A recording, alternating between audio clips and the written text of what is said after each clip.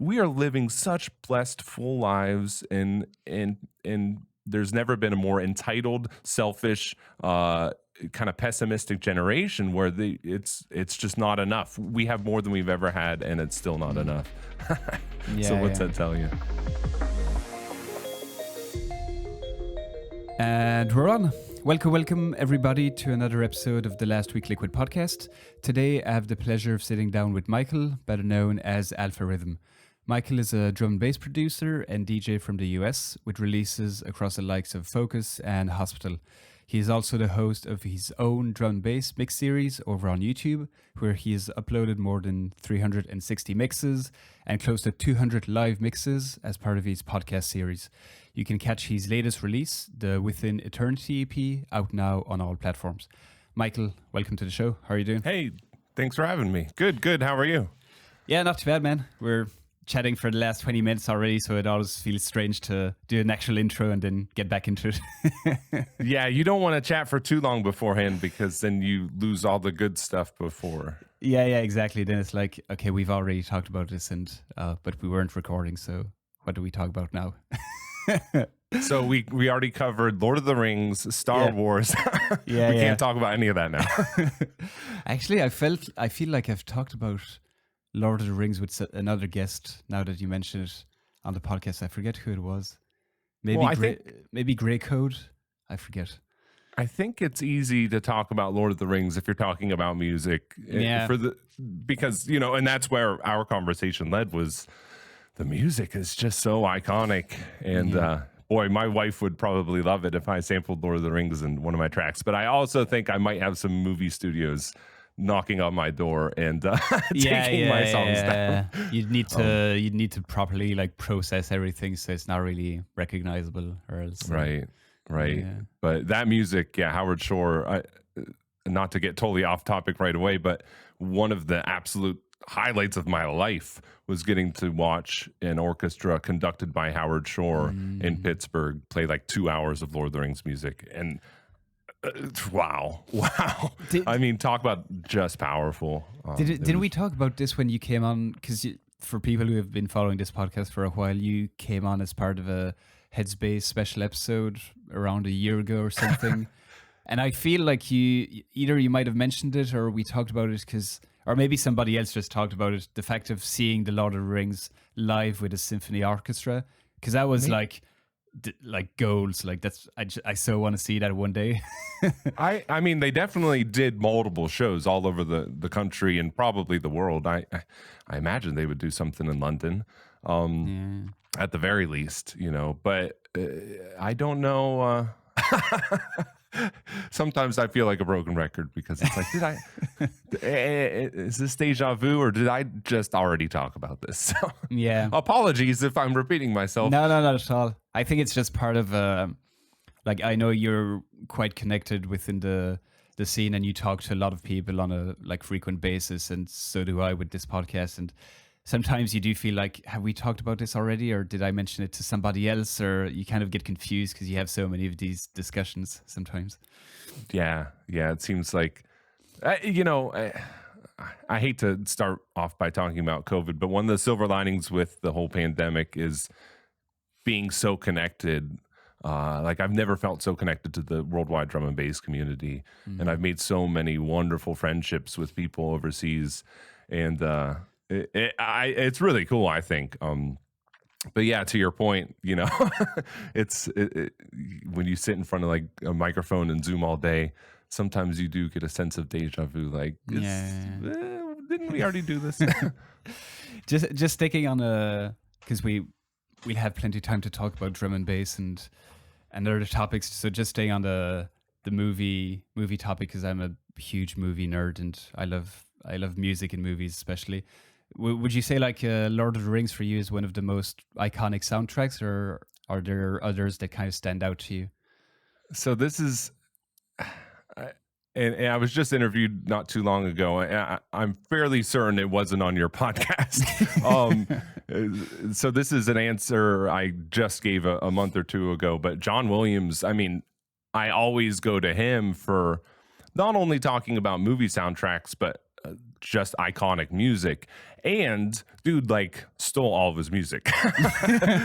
Right? So, and stealing, that's a subjective term, but you know, he was like an OG like sampler, because he kind of lifted those melodies from other iconic pieces.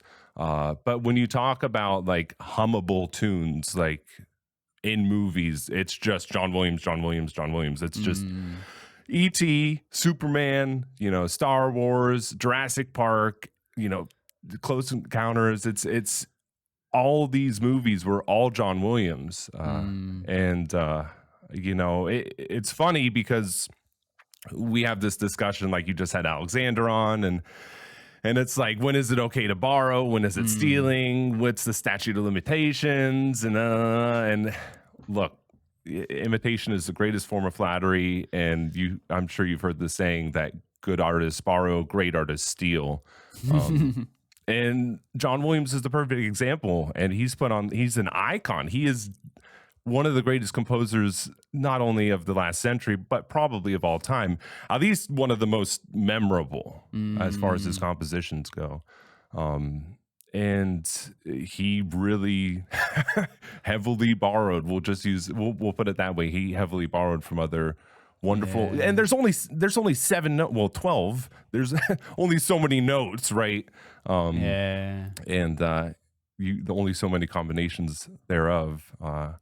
So yeah, I think John Williams, to answer your question, John Williams I have loads of John Williams soundtracks on vinyl over here, but Howard Shore with Lord of the Rings is it's iconic. We're just chatting, there's so many like themes within the movies, like not just a big one theme, like maybe we're talking about Star Wars as well, and I'm not familiar with Star Wars at all, but I feel like that one is maybe just known for the big theme that everybody knows, whereas Lord of the Rings, there's like 4 or 5 themes within it that are just like absolute classics. I think Star Wars Imperial March is pretty prolific. It's kind of, you've got the main theme obviously, and then the Imperial March, but yeah, Lord of the Rings, Hobbiton, and then the Fellowship theme are the two that come to mind for me. But it is all, I will just put that soundtrack on, and my wife will too. She's a big fan. Then I read the books and she didn't, and I'm like, you call yourself a fan? Then I get on my throat. You're not a real fan. Yeah, she's like, who was that? What was that character? I'm like, come on. That's one thing I kind of get not upset about, but like I'm a huge Harry Potter fan in terms of like when the books were coming out, I was just in that right age to be fully immersed in that world, and getting the books as soon as they came out and reading them. And nowadays when I hear people saying, oh yeah, I love Harry Potter, I've seen all the movies, I'm like, what do you mean the movies? It's like, that's not Harry Potter, you know? Honestly, I won't say this, but this is all going on in my head. Yes. Oh, I'll say it. I will say it. I don't know that I've seen all the movies, because I saw the first couple, and then I definitely saw Deathly Hallows Part 1 and 2, but I think 1 or 2 in the middle I missed. But I've read and reread the books multiple times. If you're watching the video, my thumb is kind of pointing to the box set, because I bought it for my wife, because she was one of those people that was like, oh, Harry Potter the movies, and I'm like, no. Yeah, no, definitely not. There's stipulations. If we're going to get married, we have to watch every Star Trek episode ever. You have to read all the Harry Potters. And was this in some kind of contract, or? Oh, it's in our prenup. Yeah, no, it's definitely. But she loved Star Trek, and she hasn't she's on book 4 right now, so that's when it gets really long, obviously. I think, 5's the longest. 5's the longest, yeah. So, but whoa, to those books, even as an adult, I'm in my 30s now, and I will reread Harry Potter any chance I get. I think they're wonderful. And the movies are okay, but John Williams did the soundtrack. Oh, really? Yeah. The main theme and... Yep. Oh, yeah. I didn't know I that. think actually maybe he only did the main theme. I think maybe they brought someone on to do the rest of it, and he did the main theme. But yeah, it's it's funny because a lot of people don't realize it, but it's like every iconic song that you could point to, it's probably John Williams. That's crazy. Yeah. Yeah, man. Yeah, that He's Harry Potter theme is so iconic as well. I remember when I was learning piano when I was, I don't know, 10, 11 or something. And I was taking these private lessons and wonderful teacher. And she would always like make me learn a classical piece like Debussy or whatever, plus something that I could choose. So from Mhm. whatever I wanted. So like a bit of both. And I remember I was like, yeah, I want to learn Harry Potter. Like that's the one I want to learn. So to this day, I can still play it on piano because I just played it so many times. And it's hummable. That's the It is, thing with yeah, John yeah, Williams. It's they're earworms and they get in yeah, it. Dun, dun, dun, dun, dun, yeah, dun. yeah, Like yeah, it's just, I haven't heard that theme in I don't know how long, but I will never forget it. yeah, And yeah, same with yeah. Jurassic Park and all those, all those movies. I I don't know the last time I saw Jurassic Park. I love Jurassic Park, don't get me wrong, Mm. but and Jaws, it's Oh, did he do you Jaws as well? yeah, you will never forget any of those songs. Yeah, Yeah, I mean, yeah, John Williams. yeah, He's the greatest, and we're all just living in his shadow. yeah. So Yeah, dude, I love movies. I think a really good soundtrack just elevates a movie to a absolutely, whole other level. It's I don't know. I feel sometimes like casual watchers or don't really pick up on it, but Mhm. us maybe as like music producers, we naturally pay more attention to music and movies, and when it's a really good soundtrack, it's like a whole other level of experience. But And video games are much the same way. And I have sampled a number of video games in my music, and anyone who knows me, my entire arm is characters from video games. I have an entire oh sleeve shit, of video game characters. And one of the things that makes a great video game is music. And I think with video games, sometimes music take a more center stage. Like there are music games, right? Not only like mm, Rock Band and stuff like that, but there's stuff like Res and Lumines, and they're games where the music is so integral to the experience, and like things are happening in time with the music, and like mm, it's this whole and games as art, has really elevated the medium and pushed the music to. You have games like Skyrim, and yeah, I think that has a really iconic soundtrack. And all the Nintendo games talk about hummable, like the Mario theme and the Zelda theme, and yeah, all Pokemon. that. It's and those were all Koji Kondo. Who, if anyone's interested, go on YouTube and look up where the Mario theme came from, because he also borrowed heavily from Oh other yeah. musicians. He basically was sampling, other songs, and the Mario theme is probably the most iconic theme in Mm. video games. And it's not his. But if you try to sample Nintendo games, as I found out, You get screwed. oh yeah. So it's okay to borrow until it's not okay to borrow. So Yeah, yeah, it's a weird line.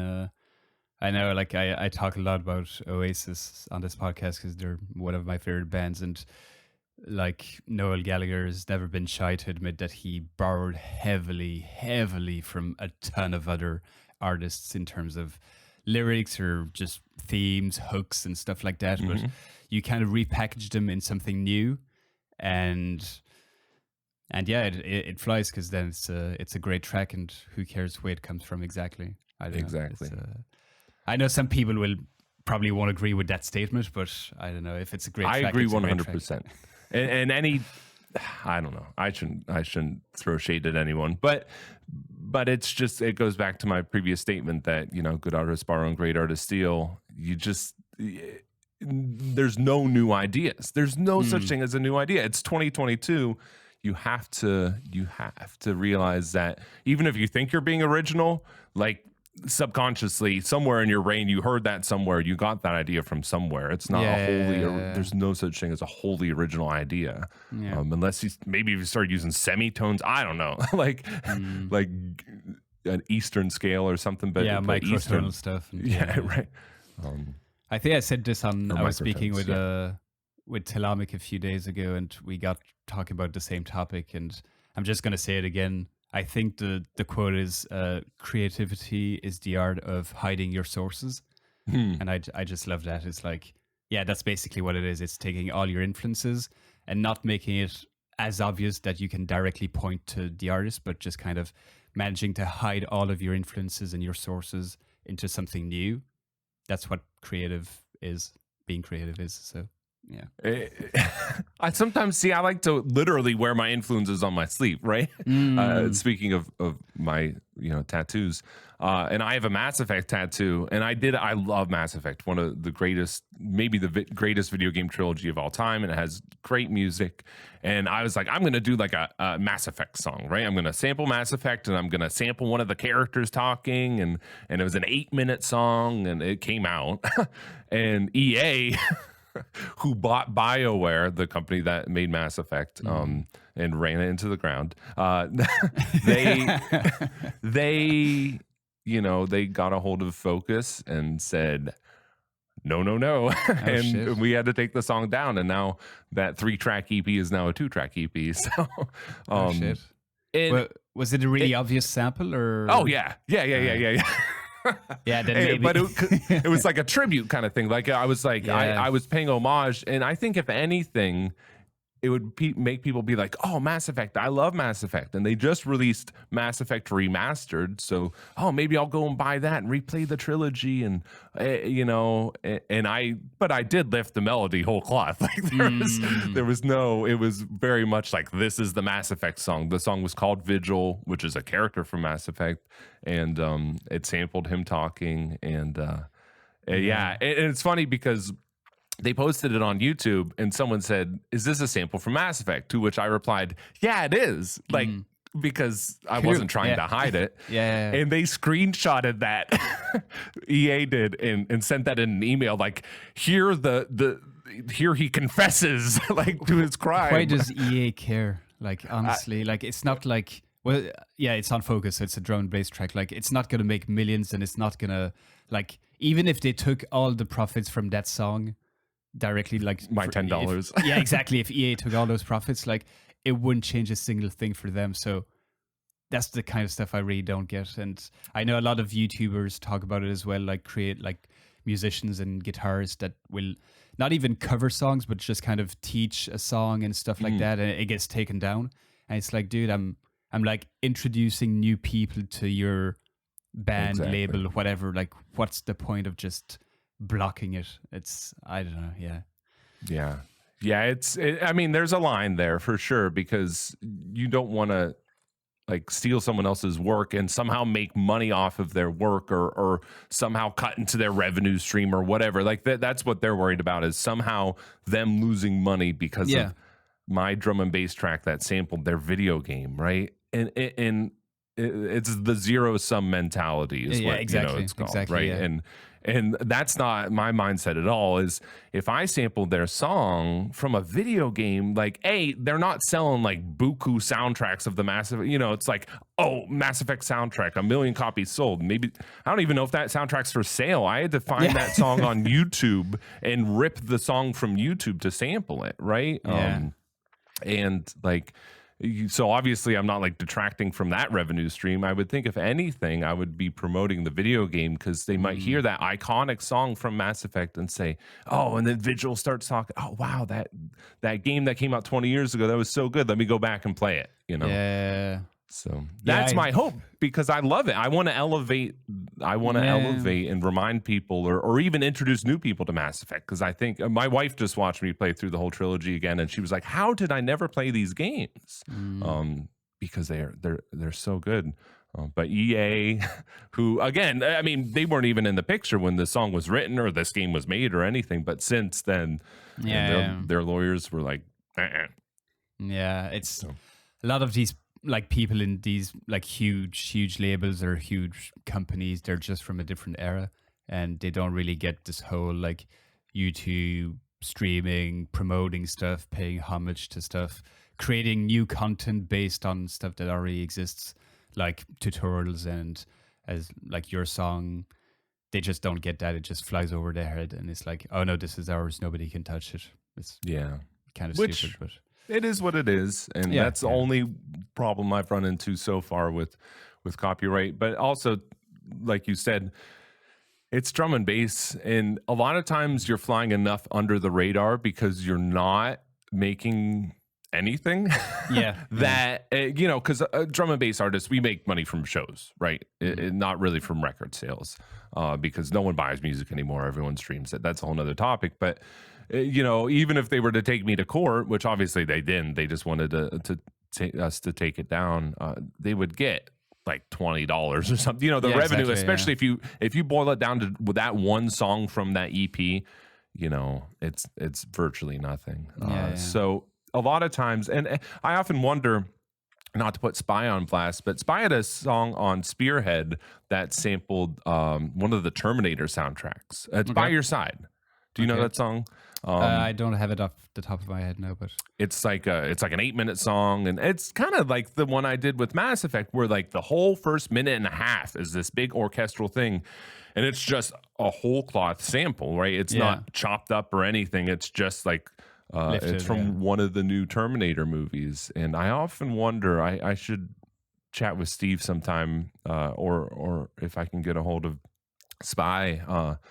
I wonder if they cleared that, because my guess is they didn't, but the song's just not going to make that much. So, So. Yeah, I don't know. It feels like Spearhead wouldn't take the risk and did probably clear it.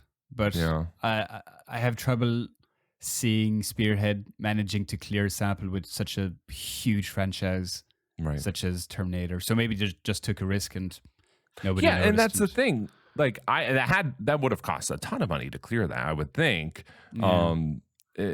So I just wonder because I know other labels like Hospital are super. Having worked with Hospital last year, is just like, where did all these samples come from? And the one came from Blade Runner, and they're like,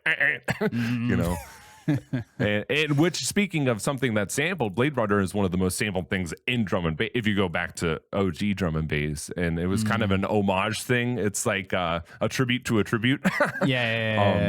And old drum and bass songs used to always sample Blade Runner. There's some really famous songs that do. And I was like, and we were trying to figure out, Willem, who the collab was with, was like, who should we sample, or what should we sample, right? He wanted a spoken word. I was like, we'll do Blade Runner. And he's like, everyone does Blade Runner. And I'm like, well, it's been like 20 years since people did Blade Runner. And Hospital, made us, I had to re-record the Blade Runner samples. So that's my voice in the track.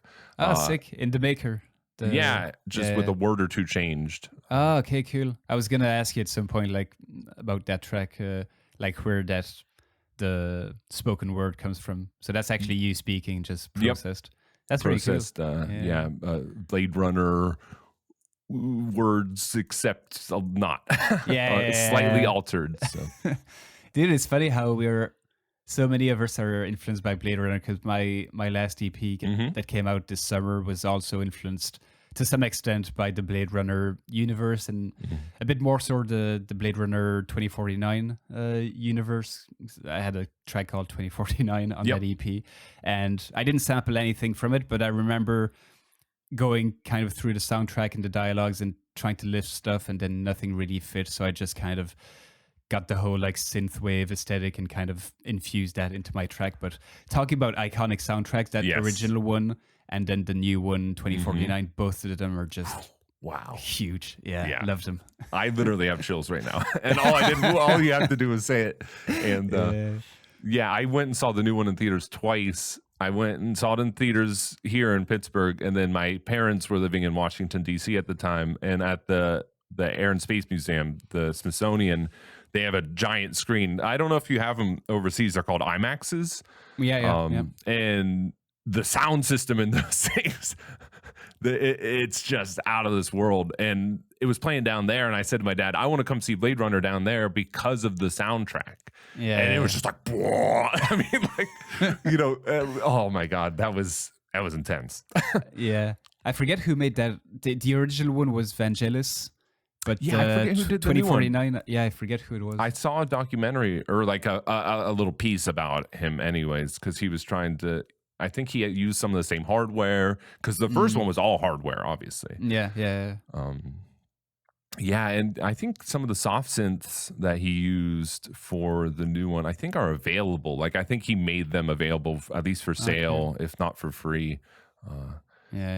Because there's some cool sounds in those songs. It's a brilliant movie. Like, obviously the soundtrack is great, but I love that movie, and anything Denis Villeneuve makes. I'm like huge fan of all his movies. But, yeah, that's I could geek out about Blade Runner all day. Another movie that my wife had never seen, and this is turning into the things that Alpha Puts his wife through podcast. Yeah. That's gonna make it in the episode title. It's boy, and meanwhile she likes bad movies, so on her birthday because I don't like bad movies at all, but she likes real campy, like awful horror movies. Like, what do we watch? Sharktopus is what we watch, like Sharknado series and all that. Yeah. And I don't, so I try to do some give and take. Yeah. From time to time, those movies are really like fun to watch if you're like with friends and a few beers and pizza and watch a good old Sharknado and like sharks flying around the sky and stuff. It can be a good fun. Honestly. Yeah, it's different because you like talk about it as it's happening. You make fun of it, right? Yeah, you're not silent like watching it as a piece of art. It's a different experience. So I've learned she's given me a new perspective, which is cool. I mean, that's really what a partnership should be about, right? Yeah. And I'm like very much of the like, shut up and watch this. Like, this is art, and this is like culturally relevant, and you haven't seen this, you have to see this. Like it's not it's just a part of the ethos, and like to be alive today, and to understand life, you have to have seen Star Wars or Lord of the Rings or whatever. It's and then I get real like philosophical.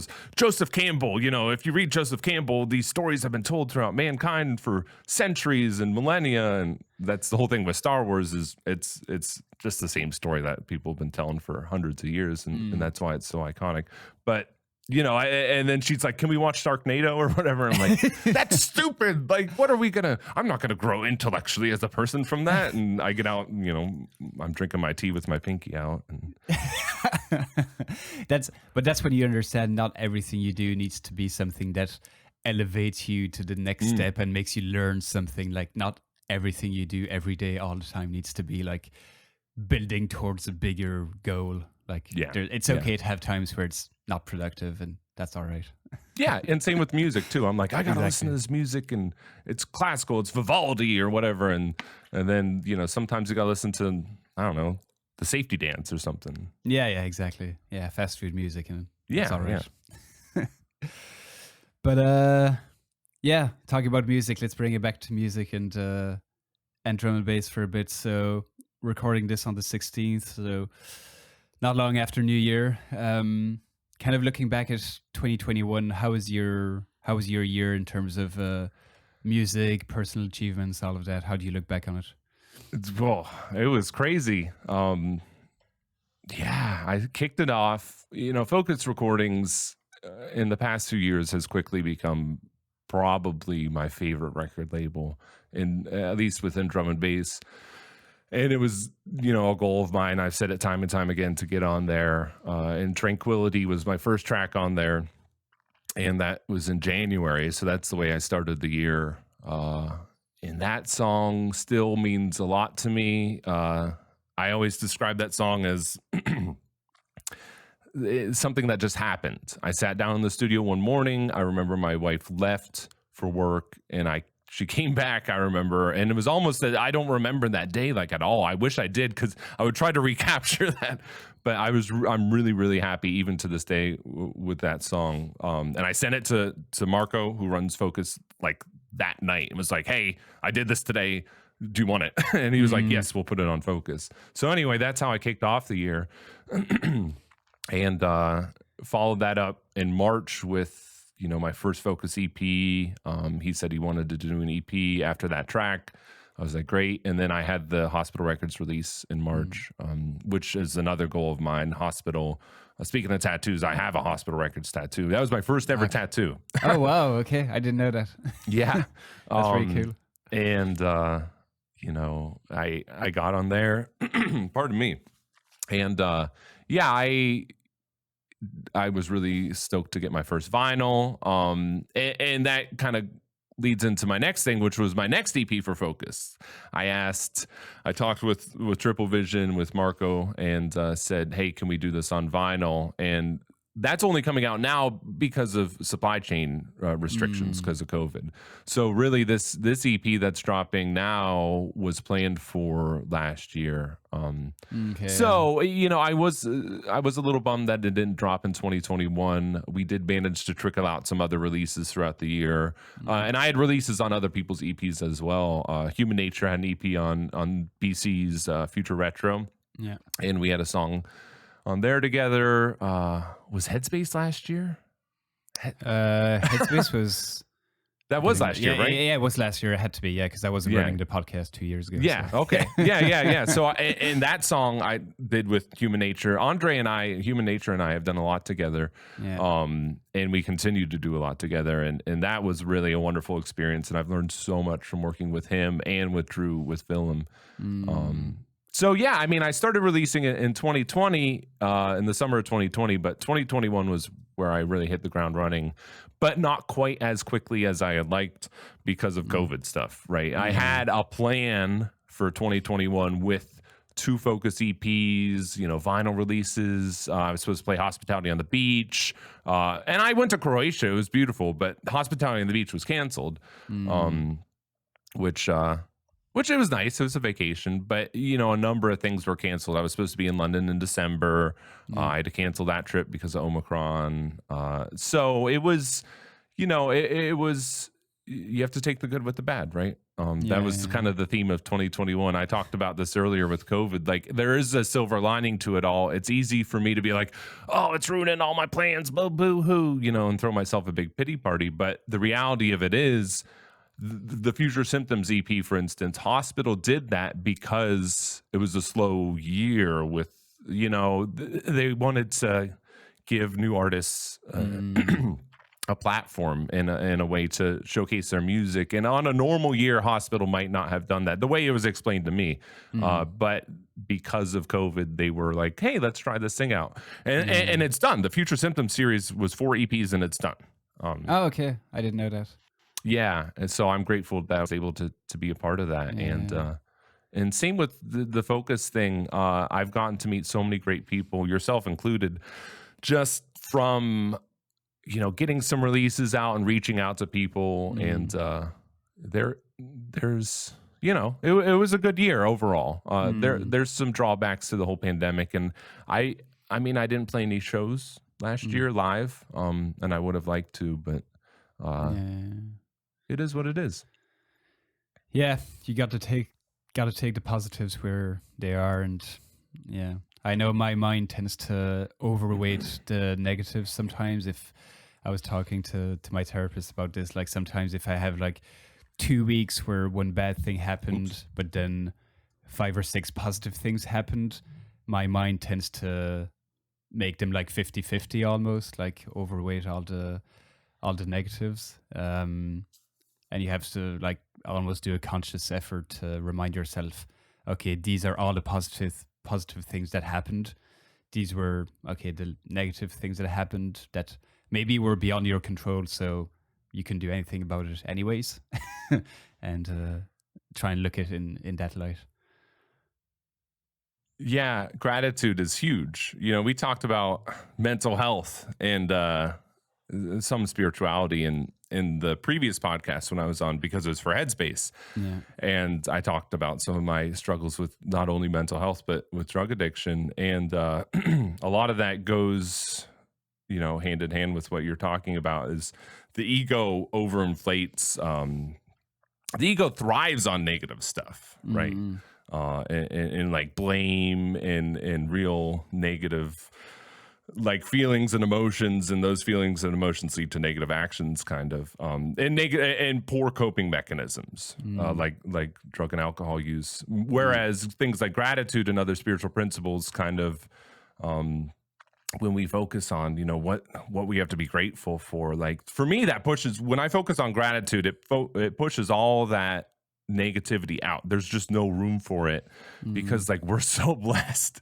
I talk about this on my podcast all the time, like the music that's coming out, and again, the community. One of the things that makes drum and bass beautiful is the community and the support and the love, and like I have a record out on Hospital Records, and like their whole Yeah. motto. I have this flag here that says "Spread Love," and it's just like we are living such blessed, full lives, and there's never been a more entitled, selfish, kind of pessimistic generation where it's just not enough. We have more than we've ever had, and it's still not enough.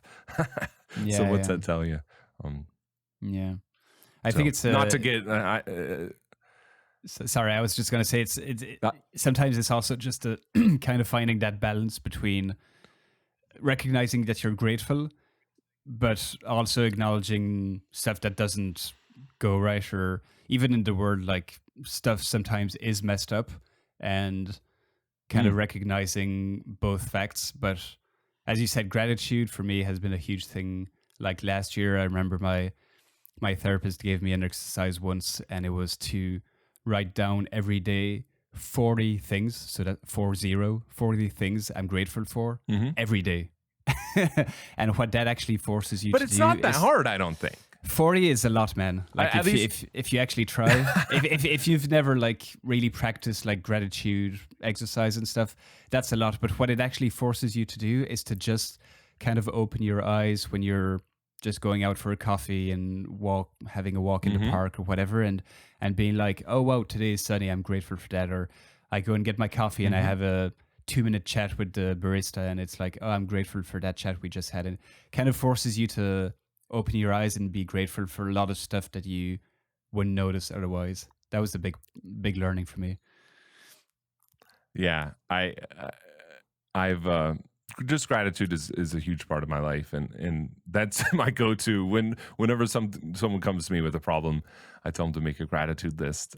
So that's awesome that your therapist did that, because really it's applying spiritual principles. It's going to this wholesome kind of spiritual place, and that takes you out of ego. Because the thing with gratitude is it's not you, right? The ego latches on to like self and like me things, and gratitude is like giving credit where credit's due. And you can call it the universe, you can call it God, you can call it universal love, whatever. But like, thank you for this. When you consciously thank whatever you're thanking, I try not to use the word God because some people don't like that, but it's really all the same thing. When you're thanking something other than yourself, you're giving credit where credit's due. Because like, yeah, it's and it's powerful. You know, we want to take credit for so much, and you know, so much of it really isn't us. No, exactly. It's more what's happening around us and people who we interact with, or just when you open your eyes and kind of look around you, and there's, as you said, so much to be grateful for. Even during these like hard times and never-ending lockdowns and all of that stuff, there's still a lot to be grateful for.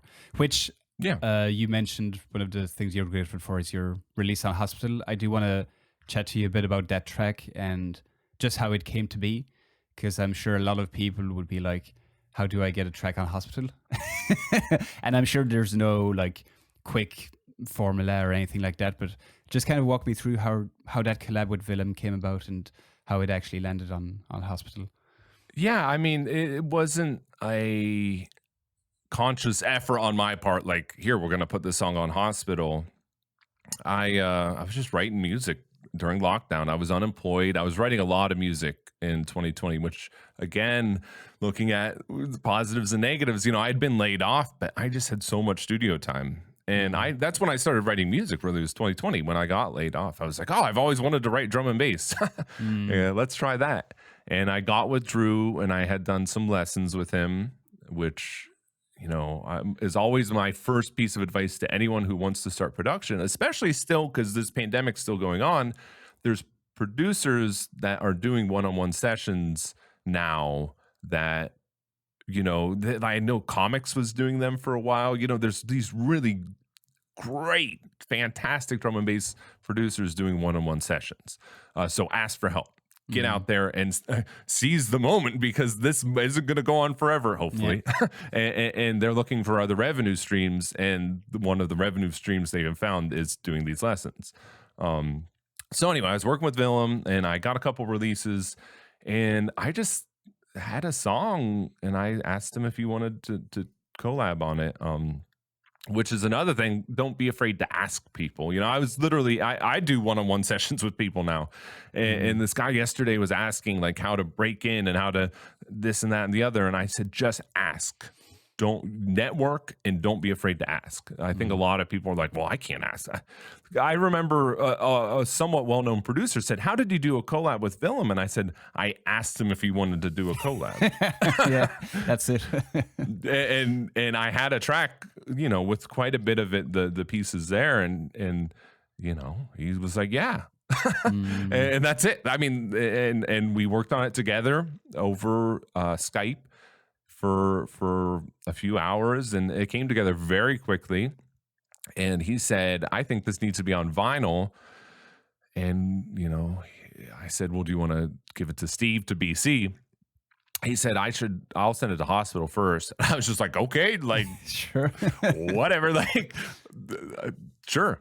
Yeah. And, they wanted it. So, and it was perfect timing too. It was because they had the Future Symptoms series that they were just kicking off. And I guess they were looking for a fourth tune. I think they already had the other three, with Winslow, who, they signed.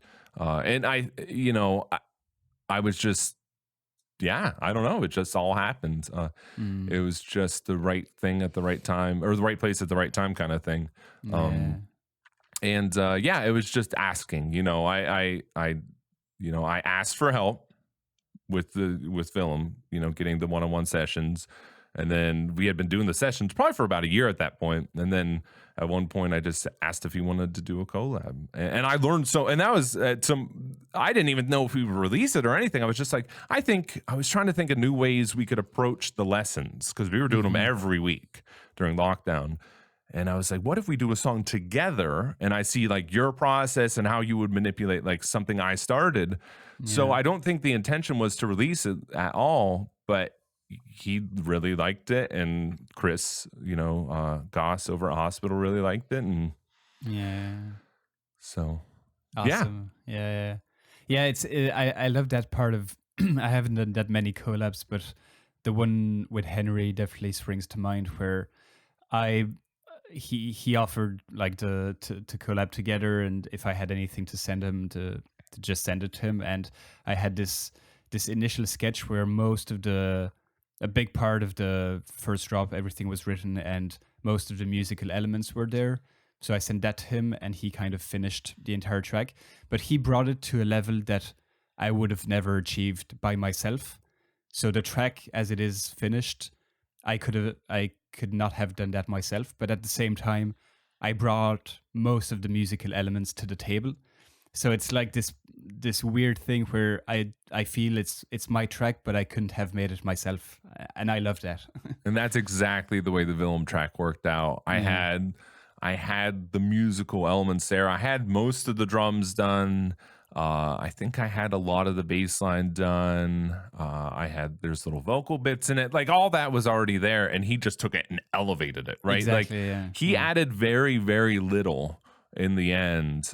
He a little like some pads here and a little tremolator here and just some processing on the drums. He did add another kick and snare layer, I remember, which I won't say who he borrowed those from. But it's really just a matter of someone, and you see this a lot with collabs. Someone is more like, I don't want to say artistically minded, but someone might be more like idea oriented and someone else is more production oriented. And those are the best duos. That's what Willem and BC do with the Vanguard project. And I think Willem has talked about this on this podcast probably, but Steve will send him a bunch of sounds and samples and stuff. And then Willem, who's the engineer kind of guy, like he's a master, he does mastering. He's an audio engineer, so he's able to take those and shape those into like a banger or whatever, and that's the Vanguard project. And you see that with so many duos in drum and bass. It's the more, idea oriented person and the more production oriented person. And that I think is what makes a good drum and bass duo. Yeah. Yeah, definitely a good duo or just a good collab is finding, as you said, like the creative the person that's more creative with the ideas and writing melodies and stuff like that, and then the one that's more technical, more like loves doing mix downs and loves everything to sit right in a track, which I absolutely hate, but I Yes. have to do because it's part of the process. But I just hate that part of it. So if somebody wants to mix my tracks, please reach out. But Yeah, so you and I should not collab. No, just yeah, you're also in the creative part. yeah. You know, and mix downs are overrated, and of course that's what I would say, right? That's but I because remember, we hate doing them. Yeah, yeah, I remember, and I'm not going to name names, but I remember a hospital artist not complaining, but saying how bad Etherwood's mix downs are. Or were. Maybe he's better at them now. But I've never identified that. I've never once heard an Etherwood track and been like, oh, this is a crap mixdown. And Etherwood, from a number standpoint, is Hospital Records' most successful artist. Yeah, even when he was on med school, he had the highest numbers, which was funny because med school is supposed to be the smaller label. yeah. And then here was another hospital artist being like, yeah, look at Etherwood. I think he was maybe trying to be nice to me because he was listening to some of my tracks. He's like, yeah, your mix downs aren't good, but Etherwood's mix downs aren't good either. And he's very popular. Well, maybe he was driving the point home that the idea and the vibe within the track is more important than the mix down, maybe. Exactly. Right. Because I know one artist that often comes up is Caliber. Like his mix downs aren't the loudest or the cleanest or whatever, but everybody agrees he's kind of the king of like liquid and getting that vibe right. Yep. So as you said, like mix downs are so overrated. But am I saying that because I hate doing mix downs? Maybe. Maybe a little bit of both. A little bit of both, exactly. So yeah, I think that Caliber is a really good shout because I think that's a perfect example. But for some reason, he's like in his own category too, right? It's like, oh, but Caliber does it. And it's like, yeah, well, that's Caliber. So Yeah. And I think also because he releases, it's almost always like just albums, like a full 15 track album, whatever. It's not like this one track in a compilation that's going to sound like quieter or something. Because if you play the entire album, okay, maybe it sounds quieter, maybe it's not. The drums aren't as punchy or whatever, but because you're within that album, and I usually listen to just everything one after the other, and you kind of get into that zone where it doesn't really matter if it's loud or not, because you're just in his own universe. So yeah, I love Caliber. Oh yeah, right. He's definitely an icon. So yeah. Yeah. Last thing on your track, The Maker, that was on Hospital, because I got this question from a patron. Nate Lloyd, he was asking, by the way, he says he loves your work, but he wanted to know where the saxophone sample came from on The Maker. It was, I think, just Loop Cloud or Spice or something. It was because, again, it was Hospital and we had to clear all the samples, and that was one of their questions. And it was just a sample pack. And that's one of the things that I think that's kind of what I started with. I wanted to make like a rainy day saxy song. Like I love saxophone. And speaking of video games, Halo 3 ODST. I was listening to that soundtrack a lot at the time, and if you've never listened to it, and especially if you're a Halo fan, boy, that soundtrack is so good. Shout out to Martin O'Donnell, who I've had the privilege of chatting with a few times, but he did all the Halo soundtracks. Okay. Yeah, I don't know. It's a very just like almost film noir kind of vibe. It's this rainy city you're in Halo 3 ODST, and you're like kind of almost solving a mystery and stuff. And it's a lot of piano and sax. Okay. And that's where my mind was. I was just listening to that soundtrack, which I sampled in another one of my songs. And I was trying to find a sax to sample from that soundtrack, and I was just not able to quite find the right one. But almost like your track that you were talking about, 2049, I had that idea still, and I was like, I want to just make this sax kind of bass song. And saxophone's just so great. Oh my God. And at the time, I just finished doing Grease.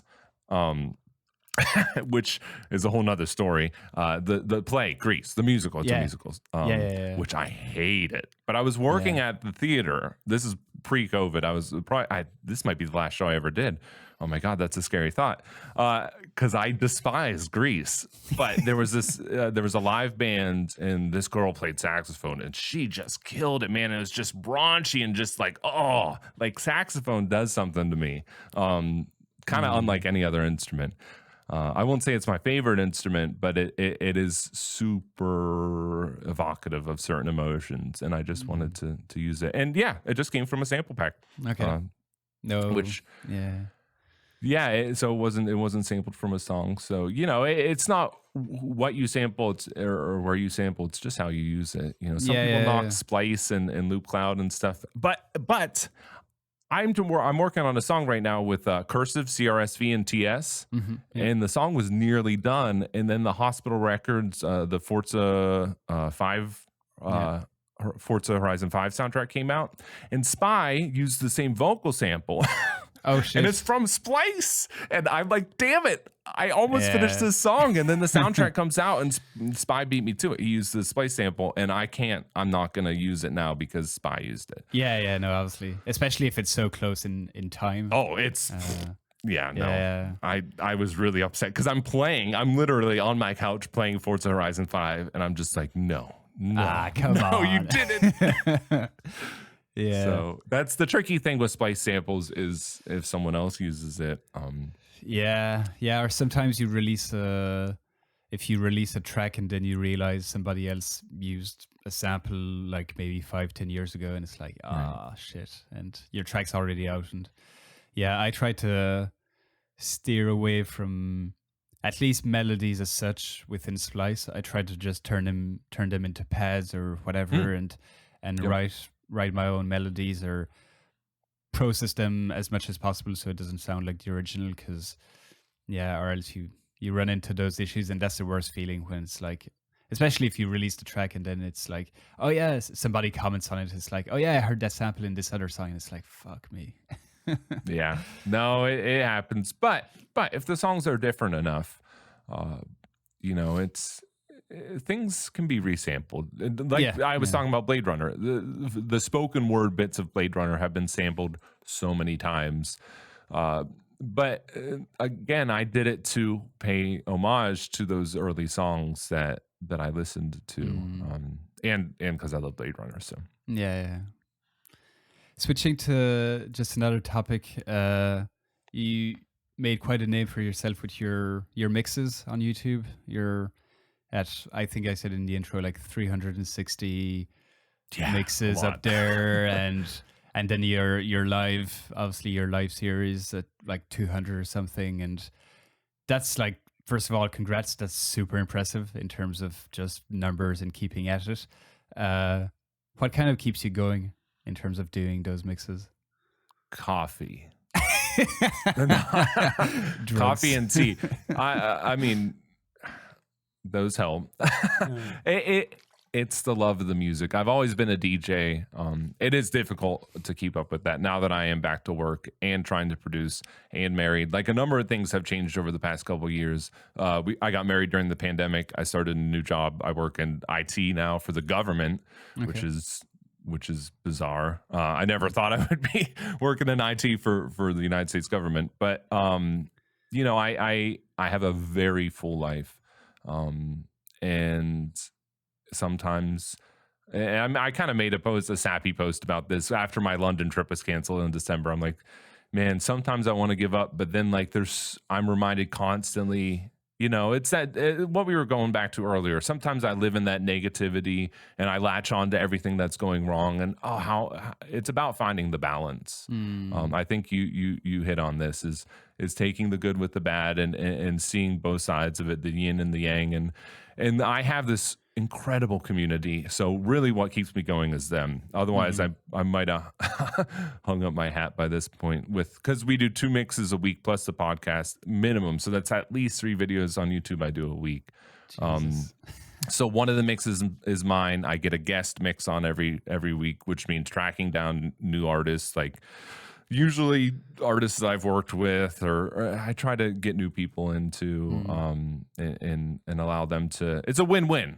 Yeah. They can promote on my channel, and then I don't have to do a mix on Friday. Yeah. And then Sunday today, the day we're recording, I'll do my podcast. I think 191 is today, podcast 191. Okay. And yeah, it's the community that keeps me going. I have the same people show up every Sunday for the live streams. That's amazing. And I have a wonderful, support base on Patreon. And it's just there's wonderful music coming out all the time. I'm always getting sent promos, which is great. And if I want people to know about this great music, right? Yeah. My job as a DJ, I always say, is not to play, like, I can play Etherwood, or I could play, I don't know, Kings of the Rollers or Subfocus or Wilkinson. The latter, I don't really play those, but I'd rather play, Mill Street or whatever. Like, just there's music that people need to hear that they're not listening to. So I guess that's the other thing that really keeps me going. It's like, have you heard Resilient? If you haven't heard Resilient, you're missing out, because Resilient's the dude, man. Like, not only is he the nicest guy ever, but I'm like the biggest Resilient fan. And he's gonna do great things. And Subliminal, I'll never forget when I first heard his EP on Focus. I think he's just fantastic, and it's been showing over the past couple of years. He just had stuff on UKF, on Pilot, which is UKF's label, and these artists, I just have to champion them, because there's not enough people listening to them. And Focus is the same way. Like, Focus and Celsius, I think, and Influenza, which is also part of the same family of labels, I think they put out so much good music, and I think those labels are criminally underrated. And I just want to go shout from the rooftops: listen to Luciano, listen to Resilient, listen to Motive, or whoever. There's just so many. Minos, Mystific. There's too many to name in the Focus family. Irie, oh my God, Irie. Although he's getting some credit now. He is, yeah. Yeah, and it's just, and it is a little bit gratifying, and a little bit I told you so, when I see an artist that I was like, have you heard this guy? Have you heard, like, listen to this, and then finally, like, they're streaming on UKF and stuff, and I'm like, yes. Like, I don't want to take credit for it or anything.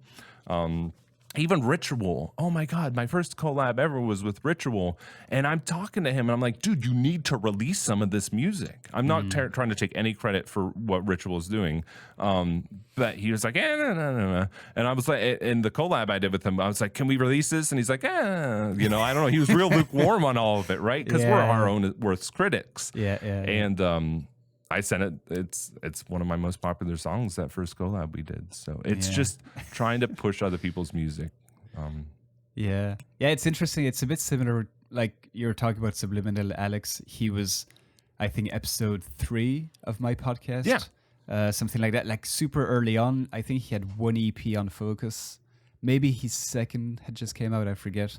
I think he had 2. Yeah, maybe 2. And so that was like about a year and a half ago. And I was just like, dude, I love these 2 EPs.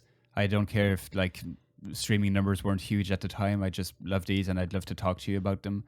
And it's great to see, like, a year and a half later, like, what he's managed to achieve, and kind of following those producers on their journey. And I get the same feeling. But I guess my question was also, like, when you don't feel like, because I get that feeling sometimes with the podcast. I interview on a weekly basis. Every week there's a new interview that goes up, and there's a lot of work around scheduling, preparing, producing, promoting, all of that stuff.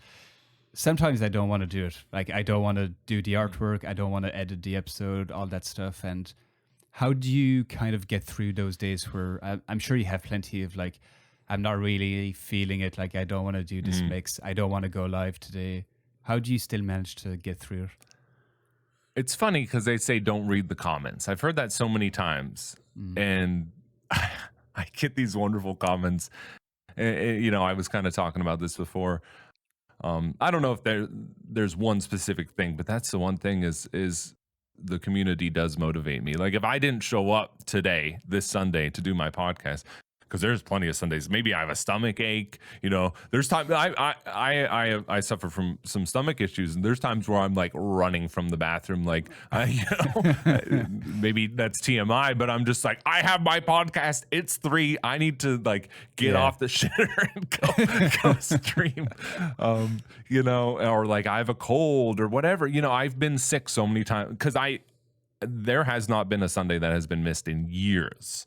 Either I'm there or I've had Resilient on, Ben Rollo on, Subliminal's been on. I think Ritual did one. I've had a couple people step in, but 180 of those podcasts, more than 180 of them have been me. I've only had a few guests. I just have to do it. It's not an option.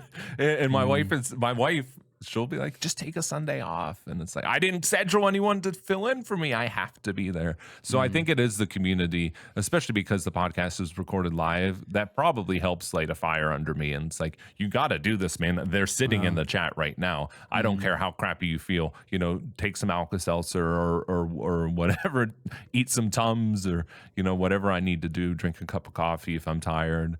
Just get up there and do the thing because they're counting on you to be there. And same thing with the mixes on Wednesday and Friday. Like they go up at a set time every week, and I got to make sure they're there because there's people. I have over 10,000 subscribers. I don't know how many views I'm at. Probably across all my videos, it has to be at least 1 million, if not in the millions. I have people that kind of, for lack of a better word, they depend on that. I don't know if depend is the right word, but they're counting on it, expect it, I guess. Yeah. So that really is, it's a community. It's almost a sense of accountability, like you're accountable to deliver this. Almost like I sometimes see it that way with the podcast, almost like a company where you provide a product and people are then expecting it, like you've promised something to people. And so it's up to you to manage to deliver it in some way or another.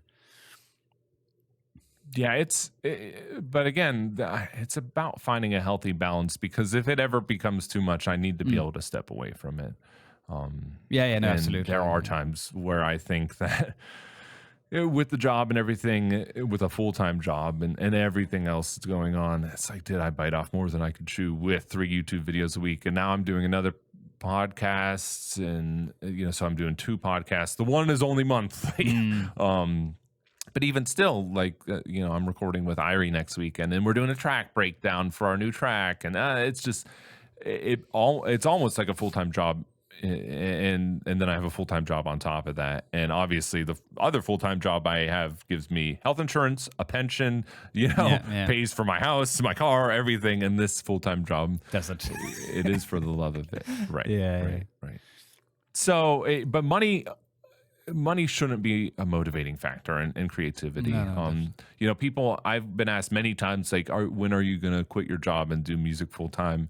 And I always say that, like, I don't know if I ever want to do that, because then I have to make music. Like, if I don't write this song today, I am not going to eat tomorrow. Right. Like, that's, even if it's not a conscious thing, it's a subconscious thing. It's like, this has to be done. I have to record this mix. I have to go on tour, not because I love music, but because, like, I'm going to lose my house if I don't, right? And again, even if that's not like consciously, like at the front of your mind, I think it is a subconscious thing.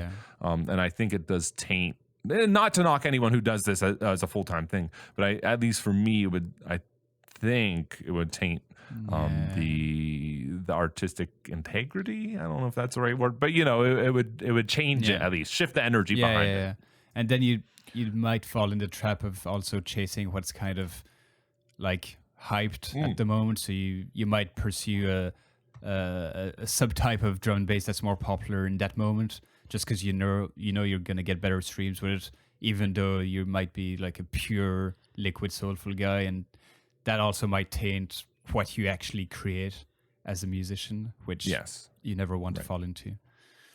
Yeah, right now I get to do it. I like to look at it that way. I get to write music. It's wonderful. And if I want to walk away, great. I'm not going to like lose everything, right? I'll still have a wife. I'll still have a house. I'll still have a car. I'll still have the things that allow me to, live my life, and I'll have food in the fridge and everything. I'm not going to lose my my well-being if I stop making music. I could walk away tomorrow, and that's not to sound like, I don't know, I could walk away from this tomorrow, but I could, and I would be okay, right? Because it's not my source of income. So there's a certain freedom that comes with that, and I think being free as an artist, and not, again, it goes back to having to do it or getting to do it, and I would rather get to do it. So 100%. I think that's a but great with that place said, please support me on Patreon, patreon.com/algorithmdnb. I was actually just gonna slowly wrap it up, because that was a great note to leave it on. But yeah, man. So we didn't mention it by name, or I did mention it by name, but your EP now is out on Fokuz for everybody to check it out, Within Eternity, and your track with Ari has, or should have now, premiered on UKF, I believe, by the time this episode comes out. So yeah, you just mentioned your Patreon. Anything else maybe you want to kind of plug, your YouTube channel, all that stuff that people can check out? Actually, I just acquired alpharhythm.com. Nice. Which I've been after that for years. And boy, if you know anything about acquiring domains, it's difficult if someone else owns it, right? And someone owns every domain because they're assholes and just bought them so they could resell them for a lot. So anyways, alpharhythm.com, if you go there, because then that links to everything. Like at the top of the page is links to, it's almost like a link tree, right? You've got my Spotify, you've got my YouTube, you've got pre-order link if you want to pre-order. My next EP is on vinyl. And the artwork is absolutely fantastic. I sought out this artist myself. He's from Germany. And somehow convinced them to do a printed sleeve. Fokuz usually doesn't do printed sleeves on EPs. So if you like great artwork and you like your vinyl, head over to alpharhythm.com or just search the Within Eternity EP. It's up for pre-order on Red Eye Records and pretty much all the online record stores. And then Patreon, but again, that's linked from alpharhythm.com. It's patreon.com/algorithmdnb. YouTube is youtube.com/algorithm. I'm everywhere. I'm all over the place. And the release with Irie is out on Gold Fat, January 28th. And that's on Nuggets Volume 2. And I just want to plug that EP, not because of the song with Irie and I, but the other songs on Nuggets Volume 2. And I gotta shout out Gold Fat because, oh my God, that label is just on fire. They're some of the best curated music. I feel like I haven't come across a release on Gold Fat where I was like, not the best. Like everything is just top notch, and absolutely. I'm sure that EP will be amazing as well. Yeah, Pixis is on it. Pixis and Iris, who, shout out to Iris, she's also in the United States. She's on the West Coast. And then Pixis again, remixed by Kublai. And then Higher Than, Nora, who was on the podcast previously with me. And Nora and I have been on, I think, 4 EPs together now, oh shit, or something crazy like that. We keep ending up on the same releases. And I was saying to her, like, it was when I saw her on the EP, I was just like, weren't we on like 3 EPs together last year? So shout out to Nora and shout out to all the women out there. Like, so that EP is like all women, right? Like you have Pixis, Iris, Nora, and then you've got, well, I guess it's half and half. Then you've got Kublai, Irie, and then you've got me. So that's awesome. And talk about diversity and talk about Gold Fat, man. Big up. Big up Grant. Big up Johnny. I've mentioned them so many times on this show, so I'm sure most of my listeners are familiar with Gold Fat. But if you haven't, go back into their back catalog and just brilliant release after brilliant release. So definitely check them out if you haven't. And same with Focus and Celsius. Irie and Nora, Higher Than, they had a ton of releases on Celsius, Focus, and Influenza last year. And so many great artists have cut their teeth in those three labels. I mean, Technomatic, Spectre, Soul, it's Hybrid Minds. Really, the back catalog of Fokuz. I don't think they get the credit they deserve, because so many artists do kind of move on from Fokuz for whatever reason. It is kind of a breeding ground for new talent. And if you want to know who is up and coming, just look at Fokuz and Celsius, because, you know, again, Irie, who's just killing it right now, and he's not done with that label by any means, but that's where some of his first releases were, and same with Higher Than, and so many great artists. And I mean, Break just had an EP, BC had an EP there recently. There's still wonderful artists releasing on Fokuz.